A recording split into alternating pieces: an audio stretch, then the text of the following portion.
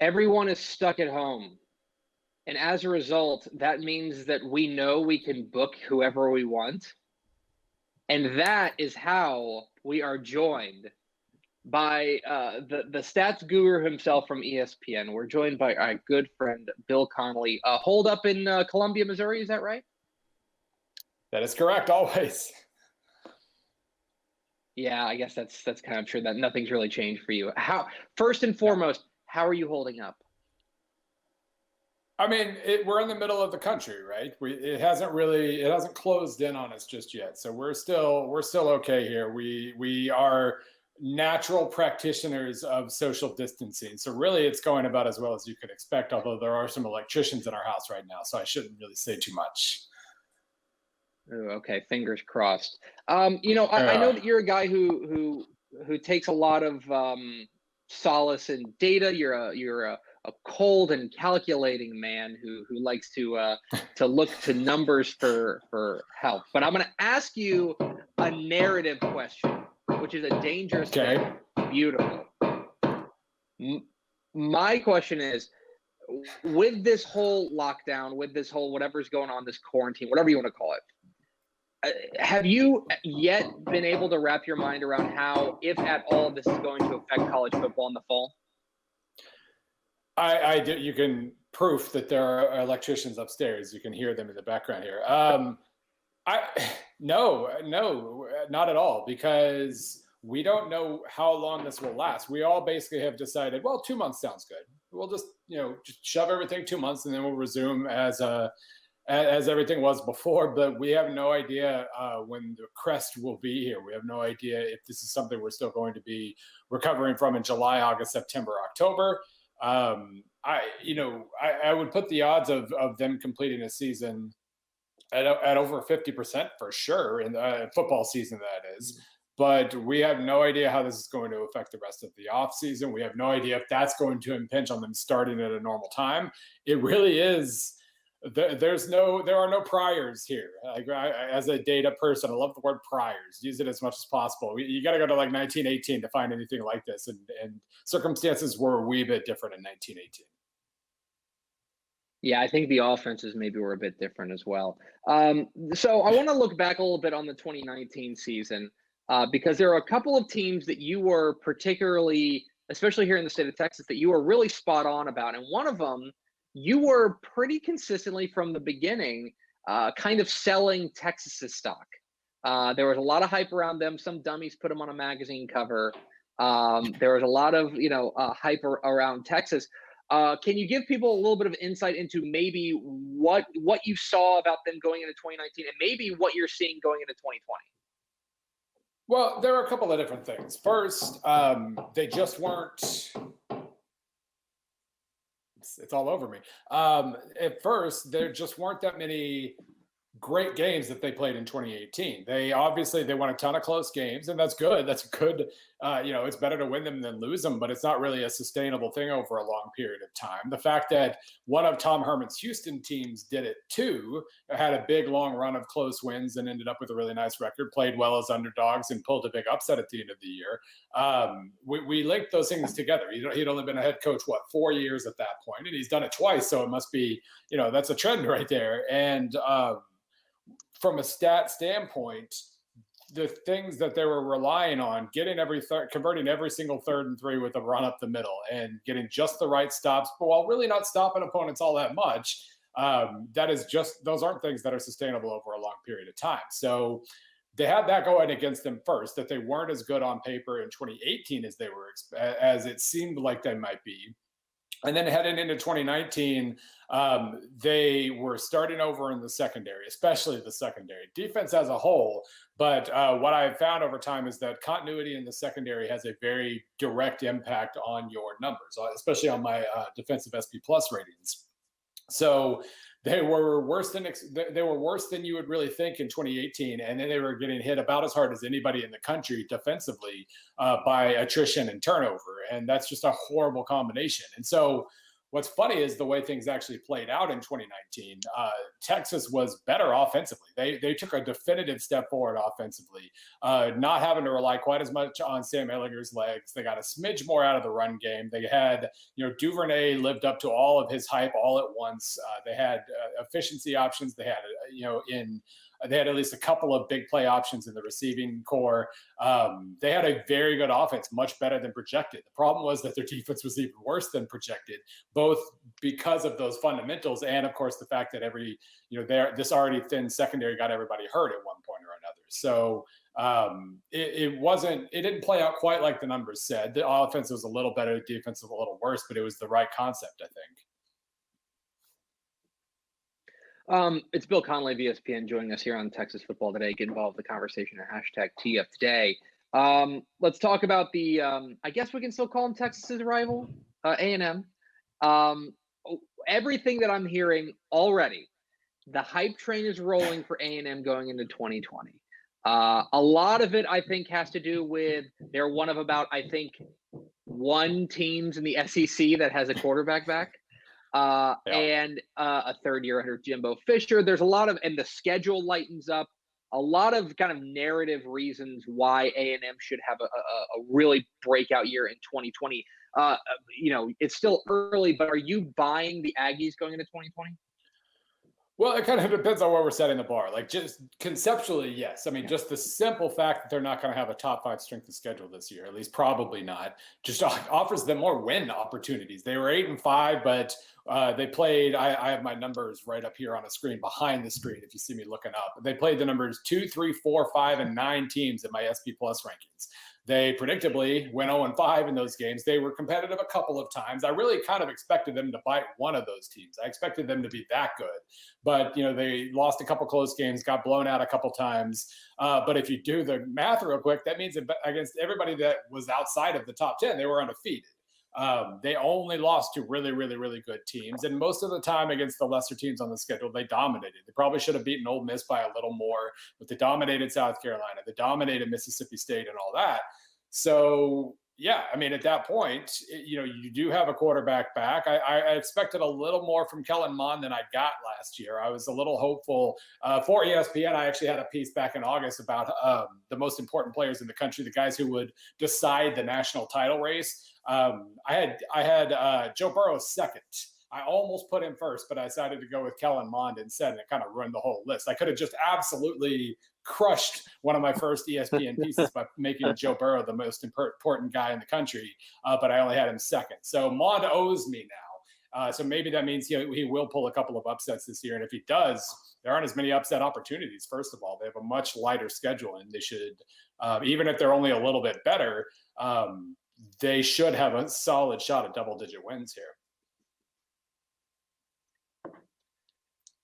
The best team in the state last year, pretty undoubtedly, was Baylor. Obviously, a run to the Sugar Bowl. I think even the most optimistic of Bear fans were a little bit surprised with how in 2019. Now, obviously, a lot of change for them. Not just at the top with Dave Aranda coming in and taking over, but they lose a fair amount of that defense. It seems to be the wisdom out there is we just don't know if it's going to be a big drop off or a small drop off from Baylor. Yeah. Do you have a feel yet on Bears? Well, they were a little on the fortunate side, not Texas level 2018, but they were 18th in my rankings. Not necessarily top 5 or 10 or anything like that. They showed well against OU twice, obviously. So, they certainly, they were not a dramatically bad team, but they were very defense driven. They had a top 20 defense. And like you said, they're kind of getting the Texas thing here where 4 of their top 5 or 5 of their top 6 tacklers in the secondary are gone. Most of the front 7 is gone too. That's a big ask. And so you're in a situation, you've got a defensive coach who made admittedly a very good offensive coordinator hire. The offense itself is relatively experienced. They lose a couple of pieces, Hasty, Mims, But they do have their quarterback back. They do have most of the other the top receivers back, and that offense is going to have to carry some weight because the defense has pretty much no choice but to regress, both because of the coaching change in general. It's just a hard thing to when you're playing at a really high level. It's hard to make a big change and maintain that level. But now you're going to be doing it with last year's second stringers, and that's probably a bad combination. Okay, so now I want to move to another team that I think was a bit of a surprise, probably even more of a surprise than Baylor. I think you could have squinted and seen something good coming from Baylor, but SMU, kind of out of nowhere. Look, obviously there's great stories abound, the kind of renaissance of Shane Buechele and all of these things, but Yeah. I guess my question is what SMU is building, because they did it in such a way that it was a lot of JUCO transfers. There's a lot of transfers basically. Is that sustainable there on the hilltop? Well, now he has to switch gears. I mean, how you build, I don't think really matters. However, you get that first good team or that good set of players that pushes you upward. I think that it doesn't necessarily matter how you do that. It's just if he wants to continue relying on just loads and loads of transfers, granted, if they don't have to sit out anymore, then maybe that becomes a little bit easier. But that just every time you recruit a new kid, it's an opportunity to miss, right? It's an opportunity to have the replacement be not quite as good as its predecessor. And so when you recruit JUCOs, if you lean on grad transfers or other transfers, you don't get them the full 4 or 5 years. That just means you're going to have to replace them sooner, and you're going to have to find the next guy who can maintain that level. And it's really hard on your talent evaluation system. It doesn't give guys a full chance to develop. It's hard. Like Bill Snyder pulled it off for a number of years, even though he never quite recruited as many JUCOs as his reputation suggested. He still managed to recruit a lot of JUCOs and then find the next guy who was just as good. We'll see if Sonny Dykes can pull that off. It's really hard. And so moving forward now, if these upperclassmen can kind of build a bridge this next year, they return a lot of them this year. So it's not like it was all grad transfers or final year grad transfers doing it. If some redshirt freshmen and some sophomores can kind of break through on the 2 deep this year, maybe when this big load of seniors leaves next year, you've got a decent base to build on from there. So I don't, the way it came about probably isn't sustainable, but that doesn't mean he can't keep winning as long as now the more long-term players take over. From one AAC team to the other in the state of Texas, let's talk about maybe the most interesting team in the state, the most interesting program in the state. Hey, what do you make of what in the heck happened at Houston in 2019, and I guess how it projects forward into 2020? I mean, it's fascinating. I love thought experiments, right? Like if you could just take a team and like, hey, let's try to tank in college football. What would that look like exactly? And so I love that somebody tried it. And honestly, they didn't get worse. I think that was a very good sign. Like he voluntarily sat his best player, maybe his best 2 players last year, and it didn't really cost them because they were already underachieving, granted, and that set a pretty low bar. But they still, they got more underclassmen involved. They played at a reasonable level, not reasonable moving forward, but reasonable considering the circumstances. And now you look and they've got, obviously De'Aaron King didn't stay. That was something we were all very curious about, but I think Corbin did, or at least he has so far. That means they get most of the receiving core back. They get most of their skill core in general back, a good portion of their line. The new returning starting quarterback, now that King sat the last 8 games, he's back. The defense is very experienced, and that was a major factor last year. They just did not. It was mostly sophomores and a few juniors on that defense, and now they're all back too. So, in theory, I don't know what it means as far as setting a precedent exactly, but if they have a little bit more depth, they got a few more guys involved last year, just accepted that they were going to lose. And now moving forward, they've got incredible experience and he can recruit pretty well. And they've got the next quarterback lined up after this one and everything else. It could be, a very, very interesting thing, a very interesting precedent just from a year 0 standpoint. Like if you can't win big in your first year, just lose big and sit all your guys and then have a giant senior class the next year to push you forward. I don't know. I'm curious if he wins enough for other people to follow that lead. And finally, one more question for Bill Connelly of ESPN. Let's talk about Conference USA. There are Mhm. 4 teams here in the state of Texas in Conference USA, most of whom comprise the bottom 10 of your SP Plus rankings. Yeah. Let's put, I guess, for a second, put North Texas aside. They seem like, I guess, the most consistent, even though last year was obviously disappointing for them. Mhm. Of UTSA, Rice, and UTEP, which one would you buy stock in right now? If you were to buy a stock in a non-North Texas CUSA team, which one would you buy stock in? Mhm. If we're talking about 2020 specifically, I would say Rice. Just because I think Mike Bloomberg, we still don't really know if he's got enough talent to do what he wants to do, but he's got a plan, right? He knows how he wants to try to win games. And then they had a little, 3 games is not much of a sample size, but they certainly they were a little competitive here and there. And then they win their last 3 games. They look, I would say, definitively good in at least 2 of them.